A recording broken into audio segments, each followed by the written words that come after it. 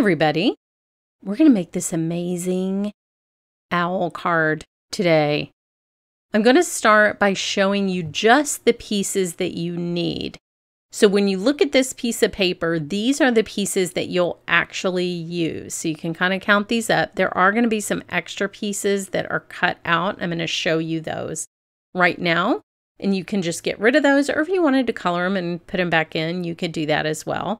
But I'm just removing them from my sticky mat. It's 6 little extra pieces that get cut out of the owl's face that you can just set aside if you want your owl to have the dimension that mine does. So these pieces are a little guide for you as to what you need. And then I also have the little branch die, which is separate, that I'll be using. So I'm going to take some Olo markers and I'm going to do a little preliminary coloring.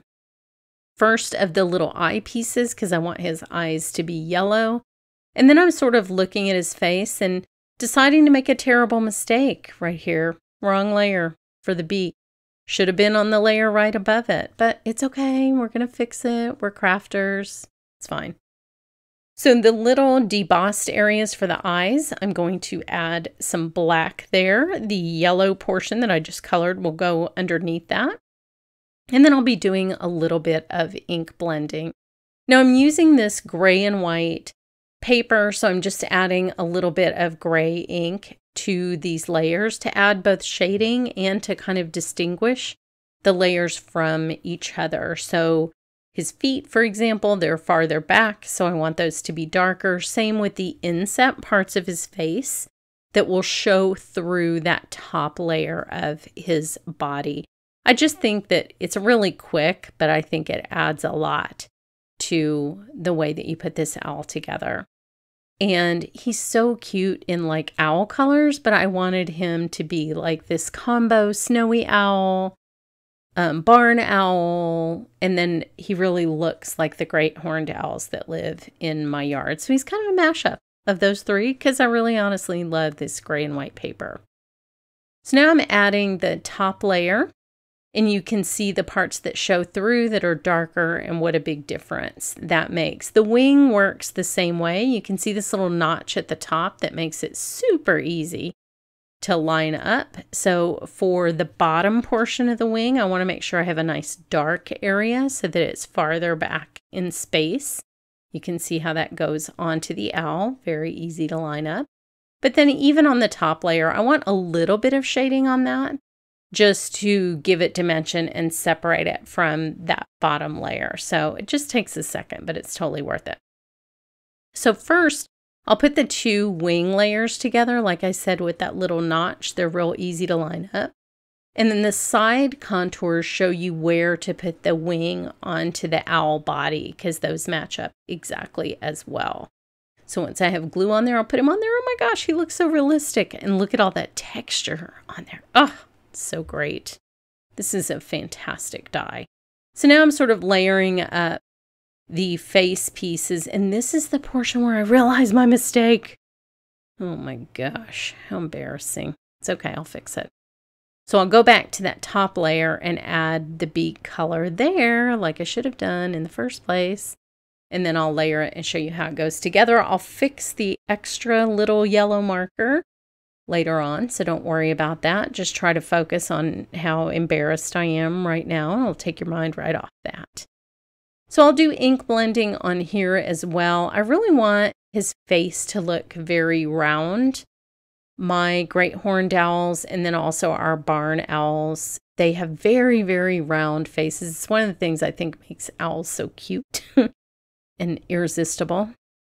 Even though obviously if you've watched The Staircase, you know that they're also criminals, if you're on Team Owl anyway.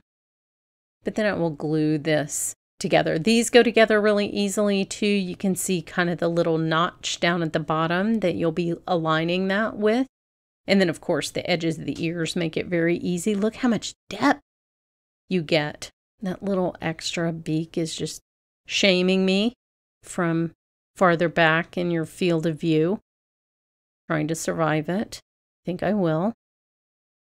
So now I'll put that second layer on, and now you can really sort of see his face come together, definitely use liquid glue so you can kind of wiggle it around, get it just in the right spot.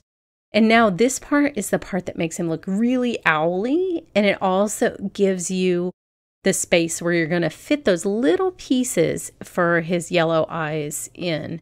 So once you put this part on, those little eyes are just going to snap right into place around the pupils that I colored and just really make him look super realistic. And they're so tiny, and that's why I used a sticky mat. And also, instead of gluing them directly, I'm just putting a puddle of glue on my glass mat and then using my pickup tool to apply glue to the back. And then you just pop it in. It's so easy and it's like no mess. So that is a trick that I use often. And then just to clean it off your glass mat, you can just kind of scrape it off when it's dry. Look how real he looks. Oh my gosh. That is amazing. It's such a beautiful die. Anything that's like got that realistic nature look to it, I'm just a sucker for. I just love it. And I especially love owls. Someday I'll tell you the story about how I rescued an owl in Corpus Christi. His name was Hootie. I named him Hootie after I rescued him. So now I'm going to put him on this little branch, and to shade the branch, so it has this wood grain texture in it already. And then I'm going to add extra shading to the bottom half of the branch where you would naturally see a shadow. So then I'll put the whole thing against the paper, which is actually the back of the paper I used to cut the owl, just to kind of see how that's going to look. And it looks beautiful. I love it. I have a second video on how I created the background, moon and trees included. So be sure and stay tuned for that. And see the description for a giveaway and a link to my blog. Thanks so much for watching.